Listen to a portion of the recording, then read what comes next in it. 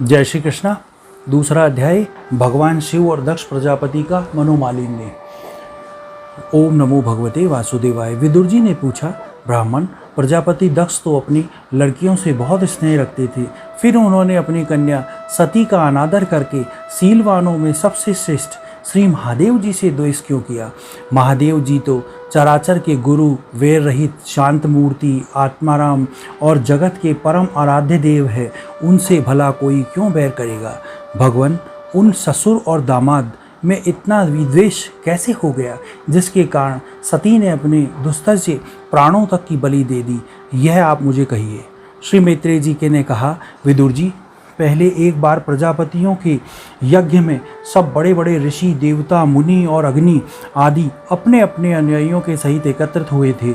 उसी समय प्रजापति दक्ष ने भी उस सभा में प्रवेश किया। वह अपने तेज से सूर्य के समान प्रकाशमान थी और उस विशाल सभा भवन में अंधकार दूर किए देते थे। उन्होंने आया देख ब्रह्मा और महादेव जी के अतिरिक्त अग्नि पर्यंत सभी सभासद उनके तेज से प्रभावित होकर अपने अपने आसनों से उठकर खड़े हो गए। इस प्रकार समस्त सभासदों से भली भांति सम्मान प्राप्त करके तेजस्वी दक्ष जगत पिता ब्रह्मा जी को प्रणाम कर उनकी आज्ञा से अपने आसन पर बैठ गए। परंतु महादेव जी को पहले से ही बैठा देख तथा उनसे अभ्युत्थान आदि के रूप में कुछ भी ना आदर पाकर दक्ष उनका यह व्यवहार सहन न कर सके। उन्होंने उनकी ओर टेढ़ी नज़र से इस प्रकार देखा मानो वह क्रोधाग्नि से उन्हें जला डालेंगे। फिर कहने लगे, देवता और अग्नियों के सहित समस्त महर्षिगण मेरी बात सुने। मैं ना समझी या द्वेषवश नहीं कहता, बल्कि शिष्टाचार की बात कहता हूँ। यह निर्लज्ज महादेव समस्त लोकपालों की पवित्र कीर्ति को धूल में मिला रहा है। देखिए, इस घमंडी ने सत्पुरुषों के आचरण को लांबित और मटिया मेट कर दिया है। बंदर के से नेत्र वाले इनसे सत्पुरुषों के समान मेरी सावित्री सरीखी मृगनयनी पवित्र कन्या का अग्नि और ब्राह्मणों के सामने पानी ग्रहण किया था, इसलिए यह एक प्रकार से मेरे पुत्र के समान हो गया।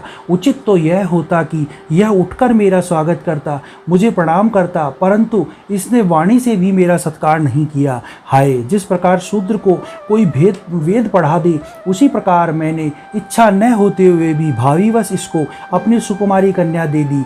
इसने सत्कर्म का लोप कर दिया। यह सदा अपवित्र रहता है, बड़ा घमंडी है और धर्म की मर्यादा को तोड़ रहा है।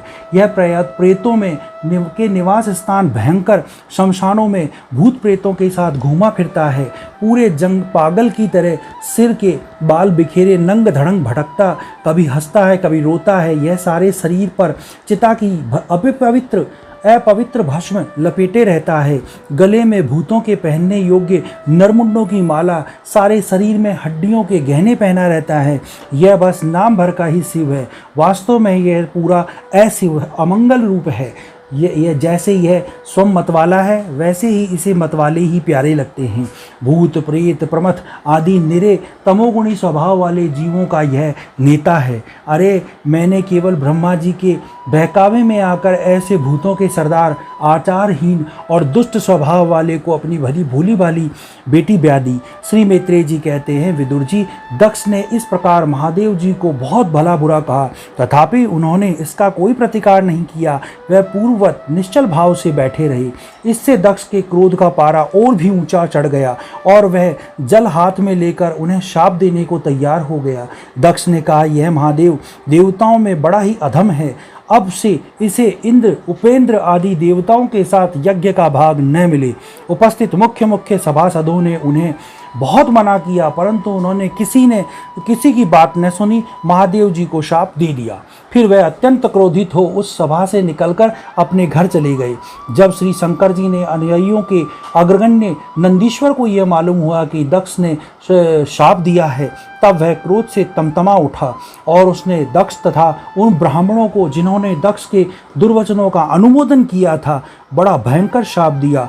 वह बोले, जो इस मरण धर्मा शरीर में ही अभिमान करके किसी से भी द्रोह न करने वाले भगवान शंकर से द्वेष करता है, वह भेद बुद्धि मूर्ख दक्ष तत्व ज्ञान से विमुख हो रहे हैं। यह चतुर्मास्य यज्ञ करने वाले अक्षय पुण्य प्राप्त होता है। आदि अर्थवाद रूप वेद वाक्यों से मोहित एवं विवेक भ्रष्ट होकर विषय सुख की इच्छा से कपट धर्ममय गृहस्थाश्रम में आसक्त रहकर कर्मकांड में ही लगा रहता है। इसकी बुद्धि देहादि में आत्मभाव से चिंतन करने वाली है। उसके द्वारा इसने आत्मस्वरूप को भुला दिया है। यह साक्षात पशु के समान है।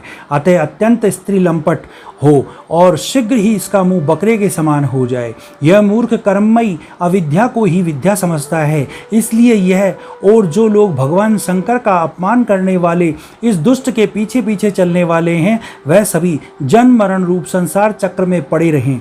वेदवाणी रूप लता फल श्रुति रूप पुष्पों से सुशोभित है। उसके कर्म फल रूप मनोमोहक गंध से उसके चित्त शुद्ध हो रहे हैं। इससे यह शंकर द्रोही कर्मों के जाल में ही फंसे रहे।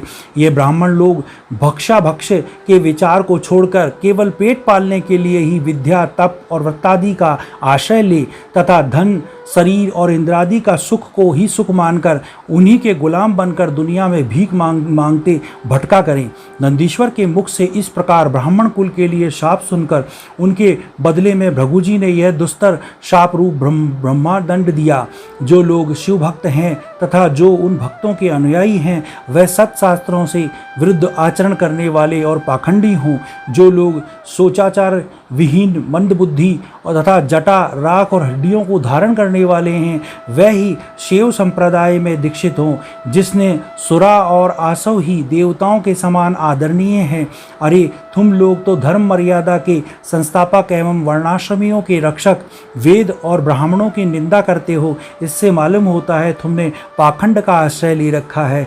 यह वेद मार्ग ही लोगों के लिए कल्याणकारी और सनातन मार्ग है। पूर्व पुरुष इसी के पर चलते आए हैं और इसके मूल साक्षात श्री विष्णु भगवान है।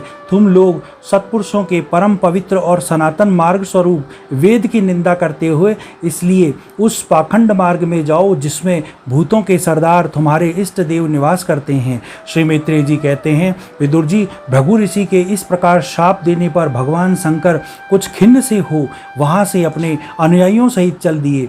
वहाँ प्रजापति लोग जो यज्ञ कर रहे थे उनमें पुरुषोत्तम श्री हरि ही उपास्त देव थे। और वह यज्ञ 1000 वर्ष में समाप्त होने वाला था। उससे समाप्त कर उन प्रजापतियों ने श्री गंगा यमुना के संगम में ज्ञात स्नान किया और फिर प्रसन्न मन से वह अपने अपने स्थानों को चले गए। बोलो भगवान श्री कृष्ण की जय। दूसरा अध्याय समाप्त। ओम नमो भगवते वासुदेवाय।